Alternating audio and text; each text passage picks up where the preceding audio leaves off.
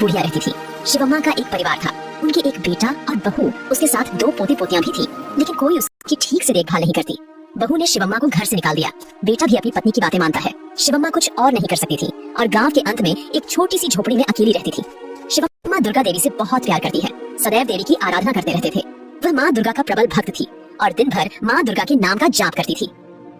जहाँ मैं अपने परिवार के साथ रहती थी वहाँ माँ रहती थी, लेकिन अब मैं अकेली रहती हूँ। हालांकि मुझे कोई समस्या नहीं है। आप मेरे लिए काफी हो माँ। आपकी दया सदैव मुझ पर बनी रहे और मुझे आपकी पूजा करने की शक्ति दो माँ। मैं आपसे इससे ज्यादा कुछ नहीं मांग रही हूँ माँ, मैं हमेशा आपकी पूजा करना चाहती हूँ।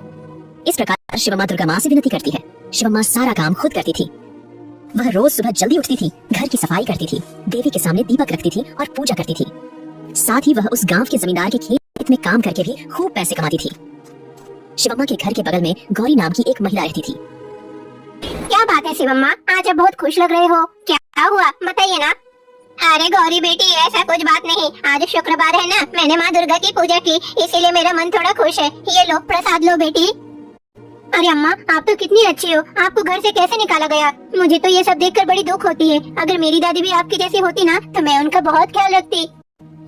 अरे बेटी ये सब छोड़ो, चलो तुरंत खेत पर चलते हैं। अगर थोड़ी देर हुई ना तो खेत मालिक हम दोनों को ही डांटेंगे। इस प्रकार शिवम्मा और गौरी एक साथ खेत में जाती हैं। वे खेत में काम करने लगती हैं। वे दोनों बहुत मेहनत करती हैं। उसके साथ साथ काम खत्म करके वे शाम को घर लौटती हैं। दादी आज आपने बहुत मेहनत की, आप खाना मत बनाइएगा, मैं अपने घर जाके खाना बनाकर आपके लिए लेकर आऊंगी। इतना कहकर गौरी अपने घर जाती है और शिवम्मा के लिए खाना बनाकर लाती है। उस रात शिवम्मा और गौरी दोनों ने आराम से खाना खाया और सो गई। अगले दिन हमेशा की तरह वे दोनों सुबह जल्दी उठते हैं और अपना काम पूरा करके खेत में चले जाते हैं। इतने में मकान मालिक आकर ये कहता है, देखो कल हमारे घर में एक অনুষ্ঠাन है, इसलिए हमारे घर को सफाई करना जरूरी है। शिवम्मा और गौरी, आज तुम दोनों खेत का काम बंद कर दो और हमारा घर में सफाई का काम करो। जमींदार की बात सुनकर शिवम्मा और गौरी जमींदार के घर गए। वे दोनों जमींदार के घर की ओर चलने लगे। जमींदार के विशाल महल में उसकी एकमात्र पत्नी ललिता थी। क्या तुम दोनों ही आए? मैं तुम्हारा इंतजार कर रही थी, जल्दी से घर की सफाई शुरू करो। ललिता के ऐसा कहने के बाद गौरी और शिवम्मा दोनों जमींदार के बड़े महल के अंदर बाहर ऊपर से नीचे तक सभी स्थानों को साफ करना शुरू कर दिया। मकान मालिक की पत्नी ने उनसे एक गिलास पानी पीने के लिए नहीं कही थी। वे घर की साफ सफाई के लिए पूरे दिन कड़ी मेहनत करते हैं। वे इस तरह सफाई करते करते पूरी तरह थक जाती हैं। दादी हमने आज कुछ ज्यादा ही काम किए, आइए देखें कि वो हमें कुछ और पैसे देते हैं कि नहीं। अरे गौरी बेटी, मुझे पैसे की जरूरत नहीं है, लेकिन कल मुझे एक दिन की आराम की जरूरत है। अगर मैं एक दिन काम करती हूँ तो अगले दिन मुझे आराम की जरूरत है। मैं काम करने के बाद अगले दिन अगर आराम नहीं करूँगी ना तो 1 हफ्ते के लिए मुझे बुखार हो जाएगी, समझे ना बेटी। तो शिवम्मा घर के बाहर बैठे मकान मालिक के पास जाती है और यह बात कहती है, साहब जैसे आपने कहा था हमने घर की सफाई की, कोई भी काम बाकी नहीं है। साहब कृपया करके मुझे कल आराम करने दीजिए, मैं आज पूरी तरह से थक गई हूँ साहब। अरे क्या हुआ, क्या तुम विश्राम करने यहाँ आए हो? क्या तुम्हें नहीं पता कि मुझे ये सब बिल्कुल भी पसंद नहीं? क्या तुम यहाँ पे सरकारी नौकरी पे आए हो? कल से तुम समय पर नहीं आए तो तुम्हें काम से निकाल दूंगा, ठीक है? मकान मालिक के ऐसा कहने पर शिवम्मा बिना कुछ कहे घर चली गई। अगले दिन शिवम्मा को नींद भी नहीं आती, फिर भी वह गौरी के साथ खेत में जाती है। अगले दिन नींद भी पूरी नहीं हुई, उसके शरीर में कोई ऊर्जा नहीं थी। दादी आप सही कह रही थी, कल आपने बहुत मेहनत की, इसीलिए आज पूरी तरह से आप थक गई हो, लेकिन फिर से आप आज काम के लिए आ गई है। इस प्रकार शिवम्मा बहुत मेहनत करती है। दोपहर होने के कारण सूर्य चमक रहा है। शिवम्मा उस धूप में काम नहीं कर सकती, आंखें पीछे झुक जाती हैं। काम करते करते उसे चक्कर आ गई तो सभी गांव वालों की मदद से घोरी उसको घर ले गई। कुछ देर बाद शिवम्मा की होश आ गई। दादी अब आपकी तबीयत कैसी है? अचानक आप बेहोश हो गए। मेरे पास जो पैसे थे उनसे मैंने आपका इलाज करवाया, मुझे बताइए अब आप ठीक है ना? अरे बेटी मैं तो ठीक हूँ, लेकिन क्या बात है तुम इतनी तैयार होकर कहाँ जा रही हो? कहीं जा रही हो क्या? हाँ दादी, अगले 2 दिनों में नवरात्रि शुरू होने वाली है, इसीलिए मैं अपने जन्म स्थान जा रही हूँ। मैं वहाँ नवरात्रि पूजा मनाऊंगी। तो गौरी शिवम्मा को बताती है और अपने घर पर चली जाती है। दुर्भाग्य से शिवम्मा उस झोपड़ी में अकेली रहने लगी। शिवम्मा ने भी नवरात्रि पूजा करने का फैसला किया। अरे 2 दिनों में नवरात्रि शुरू होने वाली है, पूरा घर धूल से भरा है, तुरंत मुझे घर साफ करनी पड़ेगी। जल्दी से उठती हूँ। यह सोचकर वह जबरदस्ती बिस्तर से उठ जाती है, फिर भी उसके शरीर में कोई भी ऊर्जा नहीं थी, बार बार गिरते जा रही थी। हे माँ दुर्गा, ये क्या हो रहा है? मेरे पैर में थोड़ी सी भी ताकत नहीं है, पूरी घर की सफाई बाकी है, फिर नवरात्रि की सारी तैयारी भी करनी है, पूजा की सामान भी खरीदना है। माँ मुझे ये सब करने में थोड़ी शक्ति दो माँ। तो शिवम्मा दुर्गम्मा से विनती करती है। उस रात शिवम्मा खाना बनाने में असमर्थ थी। दुर्भाग्य से वह बिना खाए ही सो जाती है। उस पूरी रात शिवम्मा बुखार से पीड़ित रही। अगले दिन शिवम्मा के घर का दरवाजा किसी ने खटखटाया। शिवम्मा ठीक से उठ नहीं पा रही थी और घर का दरवाजा खोलती है। जब वह दरवाजा खोलती है तो उसे गौरी दिखाई देती है। अरे गौरी बेटी, क्या बात है, तुम अपने घर पे नहीं गई? नहीं दादी, रास्ते में मुझे आपकी बहुत याद आई, इसीलिए मैं चले आई। मैं सोच रही थी कि आपने खाना खाया कि नहीं, आपकी तबीयत भी ठीक नहीं है। मुझे एहसास हुआ कि इस वक्त मुझे आपके साथ ही रहना है। आइए एक काम करते हैं, हम दोनों मिलकर ही नवरात्रि पूजा करेंगे। आप सिर्फ बैठकर मुझे बताते रहो घर पे क्या करना है, मैं करूँगी। अरे बेटी, तूने समय पर आके बहुत अच्छे काम की है। मैं सोच रही थी कि घर कैसे सफाई करूँ। आओ मैं तुम्हें बताती हूँ, तुम वैसे वैसे करते रहना। तो शिवम्मा गौरी को घर के सारे काम के बारे में बताती है।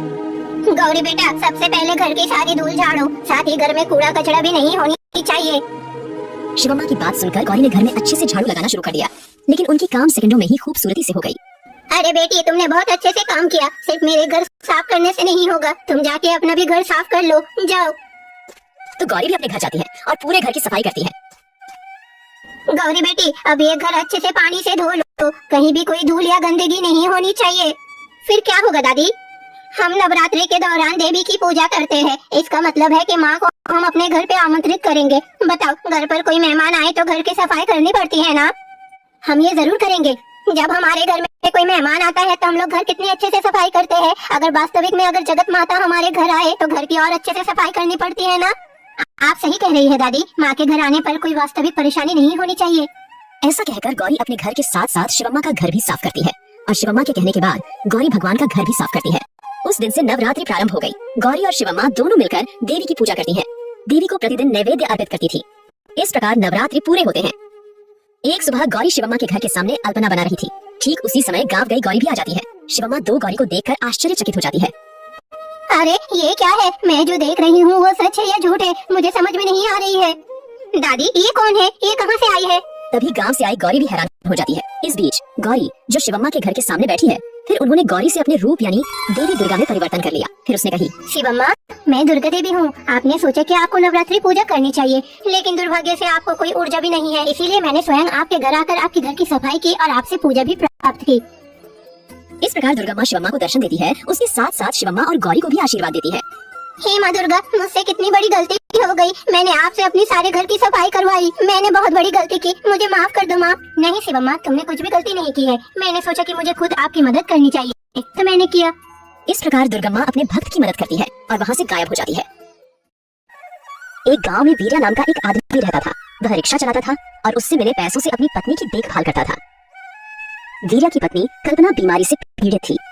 बीमारी के कारण वह अपने पैर और हाथ हिलाने में असमर्थ थी। कल्पना सारा दिन बिस्तर पर ही पड़ी रहती थी, इसलिए घर का सारा काम बिरैया ही करता था। अरे कल्पना, ये देखो तुम्हारा पसंदीदा आलू का रोटी बनाई है, चलो मैं तुम्हें अभी खिला देता हूँ। यह कहते हुए वह कल्पना को अपने हाथों से रोटी खिला रहा था, जो उसने बड़ी मेहनत से बनाई थी। रोटी खाते समय कल्पना की आंखों से आंसू निकल पड़े। अरे कल्पना, तुम रो क्यों रही हो? तुम्हारी तो तबीयत ठीक नहीं है, इसलिए ना। मैं रो नहीं तो क्या करूँ बताइए? आपको देख के मुझे बहुत ही बुरा लग रहा है। आप तो सारा दिन बाहर का काम करते हो, उसके बाद घर पे आके मेरे लिए खाना बना के मुझे खाना खिलाते हो। आप थक हार के आते हो, उसके बाद घर का काम, मेरा देखभाल करना, ये सब करते हो। मुझे देख के बहुत ही बुरा लगता है। अरे कल्पना, ऐसा मत सोचो, मुझे घर का काम करने में कोई दिक्कत नहीं हो रहा है। देखो कल्पना, तुम तो अभी बीमार हो ना, मुझे तुम्हारा सेवा करने में बहुत खुशी मिलती है। देखो कल्पना, तुम खामखा चिंता कर रहे हो, मुझे ऐसा कोई दिक्कत नहीं हो रहा है। और हाँ, तुम्हारा इस तरह का हालत देख के मुझे शक्ति मिलता है, उसी शक्ति से तुम्हें सारा काम कर लेता हूँ। ऐसा सोचकर उसने अपनी पत्नी को खाना खिलाया। फिर वीरा अपना काम खत्म करता है और रिक्शा पर सवार होकर निकल जाता है। वह सारा दिन रिक्शा चलाता था और खूब पैसे कमाता था। वह अपनी कमाई का सारा पैसा अपनी पत्नी के स्वास्थ्य पर खर्च करते थे, लेकिन पत्नी की सेहत में कोई बदलाव नहीं आया है। एक दिन वीरा अपने रिक्शे पर बैठा ऐसे ही सोच रहा था। कल्पना का बीमारी ऐसे ही देखते देखते 10 साल हो गया है। इतने सारे डॉक्टर को दिखाया, इतना इलाज किया, फिर भी कल्पना का कोई सुधार नहीं हो रहा है। इस शहर में क्या एक भी अच्छे डॉक्टर नहीं है? हे दुर्गा माँ, मुझे एक अच्छे डॉक्टर से मिला दो, मैं अपनी पत्नी को स्वस्थ देखना चाहता हूँ। वीरा अपने रिक्शे पर बैठता है और खुद से बात करता है। इसी बीच सूट और जूते पहने एक शख्स वीरा के पास आता है और ये कहता है, अरे भाई, मेरा गाड़ी खराब हो गया है, मुझे तुरंत अस्पताल जाना है। मुझे जितनी जल्दी हो सके पास में जो सरकारी अस्पताल है वहाँ ले चलो। अरे हाँ सर, अब रिक्शा में बैठ जाओ। वीरा उस आदमी को अपने रिक्शे में उठाता है और अस्पताल के लिए निकल जाता है। सर, आप इतने बड़े सर्जन हो, फिर भी सर आप सरकारी अस्पताल में क्यों हो? अरे भाई, मैं एक बड़े अस्पताल में काम करता हूँ, मैं कभी कभी सरकारी अस्पताल में ऑपरेशन करने आता हूँ, फ्री में करता हूँ। आज अचानक मेरी गाड़ी खराब हो गई और रास्ते में आपका रिक्शा मिल गया। इतना कहकर वीरा जल्दी से रिक्शा लेकर अस्पताल चली जाती है। डॉक्टर आदमी रिक्शे से उतरता है और अस्पताल की ओर भागता है। वह वीरा को पैसे भी नहीं देता। वीराया अस्पताल के बाहर उस आदमी का इंतजार करती है। इतना समय बीत जाता है। जो व्यक्ति सुबह अस्पताल में प्रवेश करता है वह रात को बाहर आता है। तब तक वीरिया अस्पताल के बाहर उसका इंतजार करती है। डॉक्टर बाबू ने देखा कि वह आदमी अभी भी उनके लिए बाहर खड़ा है। अरे क्या तुम पागल हो क्या? मैं जल्दबाजी में तुम्हें पैसा देना भूल गया। तुम कुछ पैसे के लिए सारा दिन बर्बाद कर दिया। तुम तो बाकी सवारी को ले जा सकते थे ना। तुम्हारा तो पूरा दिन बर्बाद हो गया। ये लो, ये पैसा रखो। मैं पैसे के लिए यहाँ इंतजार नहीं कर रहा हूँ डॉक्टर बाबू। मुझे आपसे कुछ महत्वपूर्ण बात करनी है। क्या ऐसी क्या बात है जो मुझसे कहना चाहते हो? डॉक्टर बाबू, मेरी पत्नी 10 साल से बिस्तर पर पड़ी है। वो बिस्तर से उठ नहीं पा रहा है। पैरालाइज जैसा हो गया है उसका शरीर। मैं हमारा गांव में बहुत सारा डॉक्टर को दिखाया पर कुछ काम नहीं हुआ डॉक्टर बाबू। आप इतने बड़े डॉक्टर होके इस सरकारी अस्पताल में गरीब के लिए इलाज किया मुफ्त में। आप हम जैसा गरीबों को तकलीफ समझ सकते हो। प्लीज सर, एक बार हमारा पत्नी को देख लीजिए, मेहरबानी होगी आपकी। जब वीराया ने ऐसा कहा तो डॉक्टर ने भी निर्णय लिया कि वीराया की पत्नी का इलाज वह करेंगे। वीरिया उस रात डॉक्टर को अपने घर ले जाता है। डॉक्टर वीरैया की पत्नी की जांच करता है और यह कहता है, देखिए आपकी पत्नी की हाथ और पैर फिर से काम करेगा। इसके लिए ऑपरेशन की जरूरत है। मैंने कुछ दिन उसका इलाज करूंगा, कुछ दवाई दूंगा। टाइम पर वो दवाई खिलाना। अगर शरीर में कुछ सुधार आती है तो ठीक हो जाएगा, नहीं तो ऑपरेशन करना जरूरी है। ऑपरेशन के लिए बहुत ज्यादा खर्च होगा। मेरे साथ और भी 3 डॉक्टर ऑपरेशन के लिए रहेंगे। मैं पैसा नहीं लूंगा पर उन लोगों को देना पड़ेगा। डॉक्टर बाबू, आपको जो सही लगता है वो कीजिए। देखिए मैं प्रतिदिन आपके घर आकर फ्री में आपकी पत्नी की इलाज करूंगा पर ऑपरेशन के लिए 1 लाख रुपया खर्च होगा, ठीक है? इतना कहने के बाद डॉक्टर कुछ दवा देता है और वहाँ से चला जाता है। वीरिया ने चाहे कुछ भी हो 1 लाख रुपए कमाने का फैसला किया। उस दिन के बाद से वह बहुत मेहनत से रिक्शा चला रहा है। वह ऑपरेशन के लिए मिले 1-1 रुपए को छुपाता है। वीरैया हर दिन डॉक्टर से मिलने जाती थी। डॉक्टर को वीरिया हर दिन रिक्शा से उसे घर ले आता था। डॉक्टर कल्पना की इलाज करते थे, फिर वीरैया डॉक्टर को वापस स्टेशन छोड़ देता था। अच्छा सुनिए, ये डॉक्टर घर पे आने के लिए बहुत पैसे लेते हैं ना? नहीं कल्पना, डॉक्टर तुम्हारा इलाज के लिए 1 पैसा भी नहीं लिया पर ऑपरेशन के लिए 1 लाख रुपया लगेगा। 1 लाख रुपए आप कहाँ से लाओगे? हमारे पास तो इतने पैसे नहीं है। हाँ कल्पना, दुर्गा माँ हमारा साथ है। वो कोई ना कोई रास्ता हम लोगों को जरूर दिखाएंगे। वीरिया पूरा बोझ दुर्गम्मा पर डाल देता है और अपना काम खुद करता है। इसमें थोड़ा वक्त लगेगा। वर्षा ऋतु प्रारंभ हो जाती है। भारी बारिश से बाढ़ की शुरुआत होती है। बाढ़ के कारण स्कूलों और दफ्तरों में छुट्टियां घोषित कर दी गई हैं। छुट्टियों की घोषणा से वीरिया का बिजनेस पूरी तरह से बंद हो जाएगा। इस बारिश के कारण स्कूल, कॉलेज, ऑफिस सारे छुट्टियां घोषित कर दिया गया है। मैं यहाँ सुबह से बैठा हूँ, एक भी कस्टमर नहीं आ रहा है। कुछ पैसा भी इनकम नहीं हो रहा है।